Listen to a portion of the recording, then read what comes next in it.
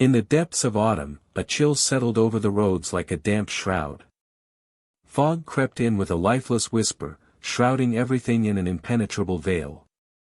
As I drove down this desolate stretch, my car's engine purred a steady heartbeat, but my nerves betrayed me with every creak of the steering wheel.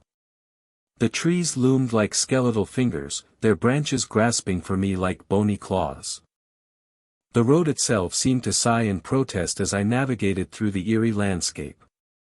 Every intersection was a portal to nowhere, and every mile marker served only to remind me how far I'd strayed from civilization's warmth. My GPS led me further down the rabbit hole of unknown destinations, its voice a flat, detached tone that added to my growing unease. The air grew colder with each passing minute, as if winter itself was seeping into this forsaken highway. I tried to shake off the feeling of being watched, but every glance in the rearview mirror revealed nothing but darkness. My headlights cast an eerie glow on the fog's undulating surface, revealing only an endless expanse of white silk and mist. I felt a creeping sense of claustrophobia as my car's tires screeched around a hairpin turn, threatening to send me careening off into the void. A faint rustling in the underbrush outside caught my attention, followed by an unsettling silence that spoke louder than any whisper.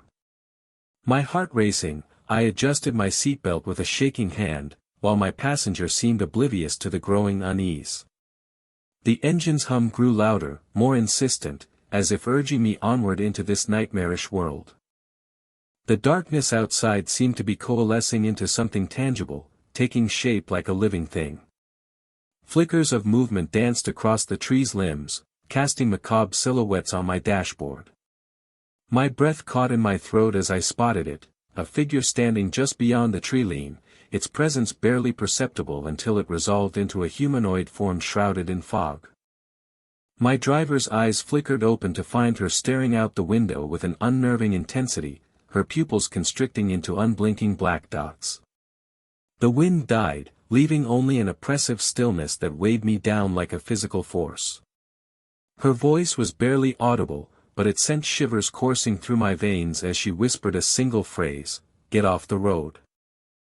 I forced my gaze away from her face, focusing instead on the twisted, ancient-looking map spread across the dashboard. It appeared to be some sort of arcane diagram, pulsing with an otherworldly energy that made my skin crawl.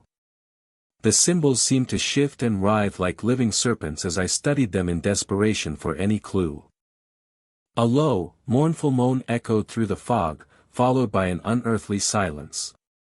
My driver's eyes snapped back into focus, her gaze fixed on me with a frozen stare. "What is it?" she whispered, but I knew exactly what she was trying to ask, the source of that mournful cry. With every passing moment, the air grew colder and heavier, as if the very fabric of reality was beginning to unravel. The fog thickened around us, its tendrils curling around my ankles like ghostly fingers. The symbols on the map pulsed brighter now, bathing us in an eerie glow that seemed to be drawing me into some abyssal realm.